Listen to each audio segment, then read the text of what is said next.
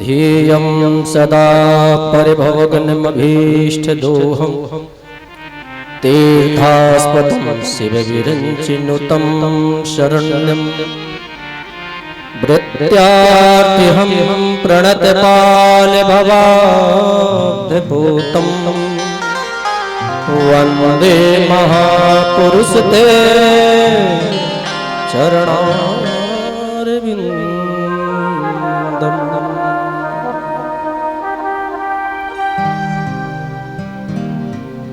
दूर दूर से आए हुए सभी अतिथिगण आप सभी को नमन करते हुए और हमारे सानिध्य विराजमान भैया राममूर्ति जी और हमारे भैया बड़े भाई श्री राजू भाई साहब, हमारी बहन कथा की प्रवक्ता वर्षा बहन जी, आप सभी को हमारा सादर प्रणाम दंडवत। अब रही बात हमारे व्यास गद्दी की, तो भैया ये व्यास गद्दी एक साधारण गद्दी नहीं है। इस गद्दी में बैठ करके त्रुटियों को सुधारा जाए और वही हमारे गुरुदेव भगवान कर रहे हैं। हमारे तो परम सखा कहें, मित्र कहें और हितैषी भी कहें, और कभी कभी तो हमें आप बहुत सुंदर सुंदर उपदेश भी देते हैं। लेकिन अभी कथा में आपने एक शब्द कहा मौसी, और मौसी को भी सदगति प्रदान कर दी भगवान ने, यानी मौसी को भी माँ बना दिया है आपने। जो सदगति पूतना को देनी है, ऐसी सदगति तो माँ को ही मिल सकती है। तो यशोदा तो माँ थी, तो आपने पूतना को माँ बना दिया और माँ बना करके सदगति प्रदान कर दिया। मुझे ऐसा लगता है कि ऐसी सदगति आपने भोपाल वासियों को और कई दूर दूर तक जा करके आपने कई लोगों का कल्याण किया होगा। सरकार कई लोगों का कल्याण जो कथा से वैकुंठम योग दुर्लभम। आप कथा के पुराण को उठाइए, पोथियों को उठाइए, साधारण पोथी नहीं है ये, तो वो है कि इन कथाओं को पढ़ा जाए। यदि हम आप लोग पढ़ेंगे, शायद हम लोग भी गुरुकुल में नहीं पढ़े होते तो अभी भी इन कथाओं को नहीं समझ पाते। वो तो गुरु मुख से हम लोग समझ पाए, वो भी थोड़ा बहुत एक कहना चाहिए राई के बराबर। ये तो समुद्र सागर है।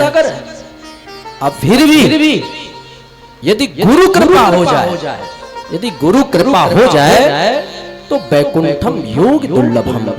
वैकुंठ भी दुर्लभ नहीं है। और हमारे गुरुदेव भगवान तो आपको लगी लगाई चम्मच, जैसे कोई खीर बना दे और खीर बना करके चम्मच लगा के दे दे, तो आप लोगों को तो लगी लगाई चम्मच भरी खीर मिल रही है। आपको लबालब खाना है, बस उस खीर को पाना है। पर ध्यान रहे भैया, दीपक बुझ जाए तो जल सकती है, नैया फंस जाए निकल सकती है।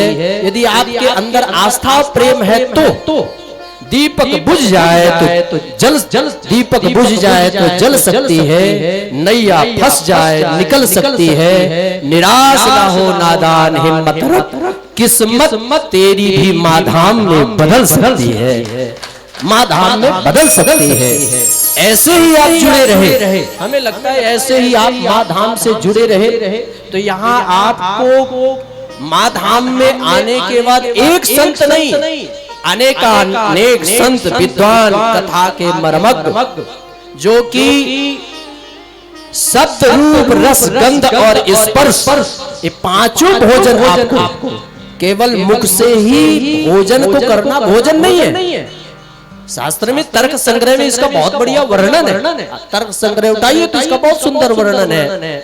शब्द वाणी के द्वारा आपकी वाणी कैसी होगी, उस वाणी में निखारता हो जाए, उस वाणी के शब्द बढ़िया। जैसे अभी आपने एक शब्द और बहुत बढ़िया कहा गुरुदेव, मेरे तो अंदर जाके बैठ गई वो बात। क्या बात थी कि कौवा को पहचानना, क्या उसका कलर है अंदर से बाहर से। मैंने उसको सुना मेरे तो अंदर जाके बैठ गई। लेकिन उसको तो एक बार पहचाना जा सकता है, पर भैया इंसान को पहचानना बहुत मुश्किल है आज की डेट में, क्योंकि आदमी की शक्ल से डर रहा है आदमी, मारता है आदमी और मर रहा है आदमी, आदमी को लूट कर घर भर रहा है आदमी, समझ कुछ आता नहीं क्या कर रहा है आदमी। इसलिए महाराज जी की वाणी से जो शब्द इस समय निकल रहे हैं, एक एक शब्द, तो मैं तो बैठे बैठे गदगद हो रहा हूँ गुरुदेव। आप इतने भक्तों को श्रीधाम वृंदावन में हमारे मित्र वर्ग कहा करते हैं कि आप बाहर 1000 कथा सुन लीजिए वर्ष में, 1000 कथा 2000 कथा और खूब धन लुटाइए। धन यहाँ पर महाराज जी तो लेते नहीं, पर महाराज जी लेते नहीं इसका मतलब ये नहीं कि हम दान नहीं करें। देखिए दान करने का भी एक अपना स्थान है, हमें दान कहाँ करना है। हमारे यहाँ 2 नारायण है, एक है यज्ञ नारायण और दूसरा है दरिद्र नारायण। ये 2 नारायण है। तो हमारा धन कहाँ लग जाए, तो जो यज्ञ नारायण होंगे, जो यज्ञ नारायण होगा तो वहां पर मांगा नहीं जाएगा, वहां पर आपसे कहा नहीं जाएगा कि आप यहाँ पर लुटाइए, आप वहां दीजिए, नहीं। ऐसे यज्ञ नारायण में तो हमको अनायास ले जाकर के देना पड़ेगा। ऐसे जगह में तो हमें अनायास ले जाकर के देना पड़ेगा, वो भी हमारा धन वहां लग जाए तो भगवत कृपा है, भगवान की कृपा है। और भैया कुछ स्थान तो ऐसे हैं जहां पर आप ना भी चाहेंगे तो भी देना पड़ेगा, और उसका नाम है दरिद्र नारायण। बोलो जय श्री कृष्ण। हमारे बीच में हमारे भैया पूज्य कथावाचक श्री विमल पाठक जी, जो कि कथा के बड़े मर्मज्ञ हैं, विराजे हुए। एक बार जोरदार ताली आप लोग हमारे बड़े भाई साहब के लिए। जय जय जय। तो मैं निवेदन कर रहा था कि हमारा धन कहाँ लगना चाहिए, वो हमें विचार करना है। सबसे पहली बात, हमारा धन अनायास लग जाए, चाहे वो माधाम हो, चाहे भगवान का दरबार हो, चाहे बांके बिहारी जी हो, और चाहे अहिल्याबाई, तो कोई बात नहीं। बोलो जय श्री कृष्ण। तो ऐसे स्थान में जाकर के हमारा धन लगना चाहिए जहाँ संत हो, महात्मा हो। संतों के शरण में जाके धन लग गया, कल्याण करेगा। लेकिन यही धन किसी डॉक्टर के पास चला गया और जाता है, आप अच्छी जगह धन का यूज नहीं करेंगे, अच्छी जगह भाई मंदिरों में नहीं जाओगे, स्वाभाविक सी बात है।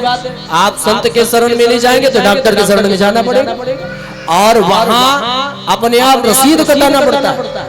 देखा जाता है भाई, वहां रसीद कटाना पड़ता है, लाइन में बैठना पड़ता है। और भगवान के धाम में आप वृंदावन आ जाइए, महाराज जी के शरण में आ जाइए। हर पूर्णिमा को मैंने तो आंखों से देखा है कि हम लोग पूर्णिमा के दिन आए थे महाराज जी यहाँ पर, तो महाराज श्री पूर्णिमा के दिन पूरे नगर वास धन है, धौरेरा नगर। जैसे महाराज जी ने बताया कि तब का धौरेरा हो गया, अब तो अलग बात है। तो अब यहाँ पर धौरेरा में तो महाराज जी के द्वारा पूर्णिमा के दिन दूर दूर से भी यात्री, हमें लगता है पड़ोसी भी सब आते हैं, और दूर दूर से यात्री भी आते। भैया बहुत सुंदर भंडारा, और साधारण नहीं, बढ़िया एकदम सजा सजाया आनंद में हम लोगों ने भी पाया है। तो ऐसे स्थान में और ऐसे स्थान से, ऐसे गुरुजी से हमेशा जुड़े रहना, यही हमारा दायित्व है, यही हमारा कर्तव्य है। इसी के साथ हम अपने वाणी को आप विराम देंगे। एक बार प्रेम से बोलिए जय श्री कृष्ण। जय श्री कृष्ण। वृंदावन में हरिलाल की जय।